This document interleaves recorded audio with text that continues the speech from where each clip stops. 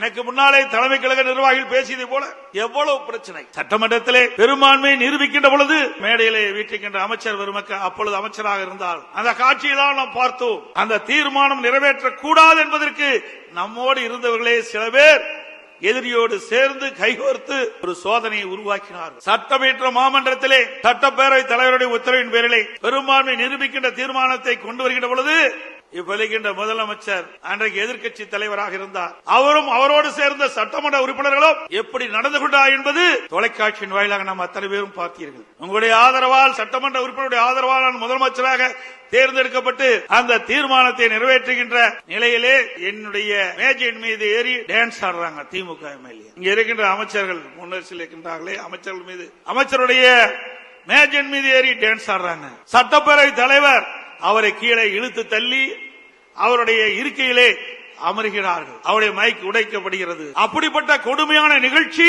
ஏற்படுத்தியவர் இன்றைய முதலமைச்சர் ஸ்டாலின் அவர்கள். மெரிபா பன்னீர் சோடா. I trust மெரிபா.